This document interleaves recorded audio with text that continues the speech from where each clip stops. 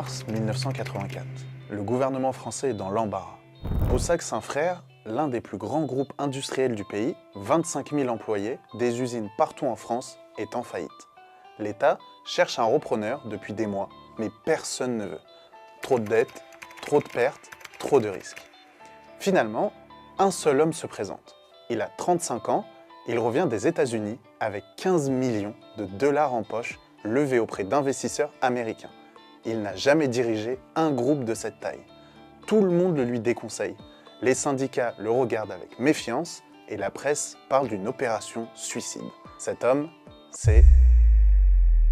Bienvenue sur Skate, je suis Nel et aujourd'hui on va analyser ensemble comment Bernard Arnault a bâti le groupe de luxe le plus puissant de l'histoire. Ce n'est pas de la chance, ce n'est pas un héritage, c'est une logique simple que tout le monde peut comprendre. Pour mieux comprendre qui est Bernard Arnault, commençons par d'où il vient. Il naît en 1949 à Roubaix, dans le Nord. Son père, Jean-Léo Arnault, dirige une petite entreprise de travaux publics, la société Ferré-Savinel, une entreprise familiale, sérieuse, sans éclat particulier.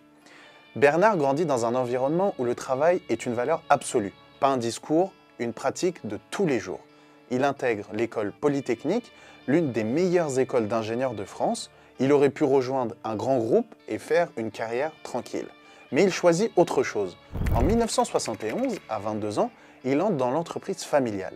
Il y passe 10 ans à apprendre ce qui compte vraiment, comment gérer une entreprise avec des coûts, des marges et des équipes. En 1979, il prend la direction de Ferré-Savinel. Il transforme l'entreprise, la fait pivoter vers la promotion immobilière et multiplie son chiffre d'affaires. Ce n'est pas encore le luxe, mais c'est là que Bernard apprend quelque chose de fondamental. Voir ce que les autres ne voient pas encore. Et surtout, avec la discipline de faire ce qu'on a prévu jusqu'au bout. En 1981, un changement de gouvernement en France crée de l'incertitude pour les entrepreneurs. Bernard part donc aux États-Unis. Il y reste 3 ans, il observe et apprend comment les Américains valorisent les marques, comment ils financent les grandes acquisitions, comment les meilleurs font travailler leur argent. Quand il revient en France en 1984, il ne revient pas les mains vides. Il revient avec une conviction, un plan et l'argent pour l'exécuter. Le groupe Boussac, en 1984, est en faillite. L'État français cherche un repreneur depuis des mois, mais personne ne veut d'un ensemble aussi disparate. Des textiles qui perdent de l'argent, des couches-culottes, des magasins en difficulté. Et Bernard, lui, ne regarde pas l'ensemble. Il regarde ce qu'il y a à l'intérieur. Christian Dior, fondé en 1946 par le couturier Christian Dior lui-même, l'une des maisons les plus respectées de la mode mondiale, mal gérée, oubliée, enterré dans un groupe mourant. L'opération qu'il met en place s'appelle un LBO. En français, un rachat par la dette. Le principe, on emprunte de l'argent pour acheter une entreprise et on rembourse cette dette avec l'argent que l'entreprise va générer ensuite. C'est un outil puissant quand on sait l'utiliser. Bernard convainc le gouvernement de lui confier le groupe. Il s'engage à maintenir les emplois et à redresser l'ensemble. Il rachète donc Boussac pour un franc symbolique, mais avec des engagements importants derrière. Ensuite, il travaille sans relâche. Il vend les parties qui ne l'intéressent pas, il rembourse les dettes, il concentre tout sur ce qui compte vraiment. Christian Dior est le bon marché. En 3 ans, il transforme un groupe mourant en une entreprise rentable. Ce que beaucoup ont retenu de cette période, c'est la dureté des licenciements. Mais ce dont on parle moins, c'est l'intensité de travail et la précision avec laquelle Bernard a exécuté son plan. Chaque étape est prévue et réalisée. Aucune improvisation et une conviction absolue dans la valeur de ce qu'il avait acheté. En 1987, Moët Hennessy et Louis Vuitton fusionnent pour créer LVMH. Sur le papier, c'est une alliance logique entre 2 grandes maisons du luxe français. Mais dans les faits, les 2 familles fondatrices, les Racamier pour Vuitton et les Chevalier pour Moët, ne s'entendent pas. Le groupe est alors paralysé. Bernard observe, il achète progressivement des actions LVMH en bourse, discret, méthodique, déterminé. En 1989, il détient 43,5% du capital. Il est le premier actionnaire, il prend la présidence. Henri Racamier lance des procédures en justice. La bataille dure depuis plusieurs années, mais Bernard ne cède rien. Ce que cette période montre n'a rien à voir avec la brutalité des affaires. Ce qu'elle montre, c'est la détermination d'un homme, du terrain aux tribunaux.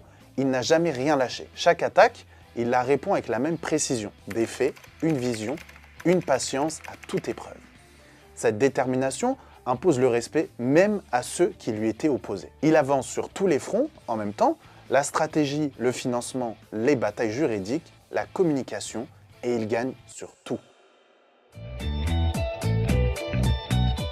Une fois aux commandes de LVMH, Bernard lance une série de rachats de marques qui n'a pas l'équivalent dans l'histoire du luxe. Givenchy en 1988, Céline en 1996, Sephora en 1997, TAG Heuer en 1999, Emilio Pucci en 2000, Fendi en 2001, Bulgari en 2011, Loro Piana en 2013 et finalement Tiffany & Co en 2021 pour 15,8 milliards de dollars, le plus grand rachat jamais réalisé dans le luxe. Aujourd'hui, LVMH, c'est 75 maisons dans 5 grands secteurs. Mode et maroquinerie, vins et spiritueux, parfums et cosmétiques, montres et joaillerie et la distribution sélective. Soit plus de 213 000 employés dans le monde, avec un chiffre d'affaires annuel qui dépasse les 86 milliards d'euros. C'est le groupe de luxe le plus grand et le plus varié du monde. Et pourtant, ce qui rend cet ensemble si cohérent, c'est précisément ce qui pourrait sembler le contredire. Deux idées qui semblent opposées et qui en font pourtant la force de ce modèle. Bernard Arnault a bâti LVMH sur l'équilibre entre deux idées opposées. D'un côté, une rigueur absolue sur les chiffres, les coûts, la gestion. LVMH est une machine à générer de l'argent. Les marges du pôle mode et maroquinerie dépassent régulièrement les 40%, ce qui est une performance industrielle très rare dans ce milieu. Et de l'autre, une liberté totale laissée au directeur artistique de chaque maison. Nicolas Guéchkiré chez Louis Vuitton, Maria Grazia Chiuri chez Dior, Kim Jones chez Fendi, et Bernard ne dicte pas la création. Au contraire, il la protège. Rigueur financière et liberté créative, deux idées qui semblent opposées et qui sont en réalité les deux piliers d'un même modèle. C'est cette combinaison qui attire les meilleurs talents au monde et qui justifie les prix pratiqués par les maisons du groupe. Quand vous achetez un sac Louis Vuitton ou un parfum Dior, vous ne payez pas juste un produit, vous payez une promesse d'excellence. Une promesse que Bernard a mis 40 ans à rendre crédible. Le secret du luxe, ce que Bernard a compris avant les autres, c'est que le luxe est l'un des seuls secteurs où l'envie d'acheter augmente avec le prix. Dans l'économie normale, quand le prix monte, les gens achètent moins. Mais dans le luxe, c'est l'inverse. Un sac Vuitton à 300 € serait moins désirable qu'à 3000 €. La rareté, l'exclusivité, le soin apporté à la fabrication, tout cela crée une valeur qui va bien au-delà du produit lui-même. Bernard a construit une organisation entière autour de cette logique et il l'a défendue avec une cohérence absolue pendant 40 ans. Ce qui distingue vraiment Bernard des autres grands chefs d'entreprise, ce n'est pas la taille de ce qu'il a construit. C'est le temps avec lequel il l'a pensé. La plupart des dirigeants pensent sur 3 à 5 ans, les meilleurs pensent à 10 ou 20 ans, mais Bernard, lui, pense en génération. Il a commencé à préparer la transmission de LVMH avec une précision et une anticipation qu'on ne voit nulle part ailleurs dans les grandes fortunes françaises. Une structure juridique pensée pour durer. En 2023, Bernard réorganise la gouvernance de LVMH autour d'une structure précise, la société en commandite par action Agache. Ce n'est pas seulement être l'actionnaire majoritaire, les documents déposés auprès de l'AMF, l'autorité des marchés financiers, l'organisme public qui surveille les grandes entreprises cotées en France, sont très clairs. Les parts de cette structure ne peuvent pas être vendues pendant 30 ans et elles sont réservées uniquement aux descendants directs de la famille Arnault. Concrètement, cela veut dire qu'aucun investisseur extérieur ne peut forcer un rachat ou une vente. Personne ne peut morceler le groupe contre la volonté de la famille. L'unité de LVMH est protégée pour 3 décennies. 5 enfants, une vision. Bernard a 5 enfants, Delphine, Antoine, Alexandre, Frédéric et Jean. Chacun a été formé dans le groupe sur de vrais postes avec de vraies responsabilités. Delphine dirige Dior, Antoine est à la tête de Berluti et de la communication du groupe, Alexandre dirige Tiffany, Frédéric est PDG de TAG Heuer et Jean est directeur général de Louis Vuitton Watch. Ce n'est pas du favoritisme, c'est une préparation. Chaque enfant a fait ses preuves dans des maisons différentes avec des défis différents. Bernard ne forme pas des héritiers, il forme des dirigeants. Et en faisant ça, il résout à l'avance le problème qui a détruit tant de grandes familles d'entrepreneurs, transmettre le savoir-faire, pas seulement l'argent. Il pense à 100 ans, pendant que la plupart de ses concurrents pensent au prochain trimestre. Alors, finalement, qu'est-ce qu'on peut retenir de tout ça? Ce qu'on retient, ce sont les principes qui traversent tout son parcours, des principes que chacun peut appliquer à sa propre échelle. La rigueur, d'abord. Bernard n'a jamais misé sur la chance, chaque acquisition était préparée, analysée et planifiée. La rigueur, ce n'est pas un trait de caractère qu'on a ou qu'on n'a pas, c'est une méthode et elle s'apprend. La vision long terme ensuite, quand Bernard entre dans le capital de LVMH en 1987, personne ne comprend ce qu'il fait. Il ne construisait pas pour les prochaines années, il construisait pour les prochaines décennies. La plupart des erreurs en finance, comme en entreprise, viennent d'un horizon trop court. Et l'impatience coûte très cher. Et l'unité familiale enfin. Les 5 enfants de Bernard ne partent pas chacun de leur côté. Ils travaillent ensemble, chacun, sur une pièce du même ensemble. Cette unité n'est pas un détail sentimental.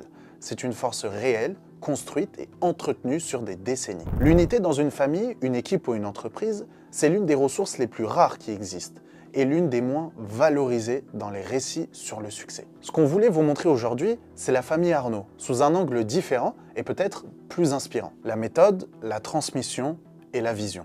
3 piliers que vous pouvez commencer à construire dès aujourd'hui à votre échelle. Si ce type d'analyse vous intéresse, abonnez-vous. Sur Skade, on ne cherche pas à impressionner. On cherche à vous donner justement des outils concrets pour penser différemment vos investissements, vos projets et vos décisions. C'était Nel, partagez vos réactions en commentaire et dites-nous quel entrepreneur ou quelle histoire vous voudriez qu'on analyse.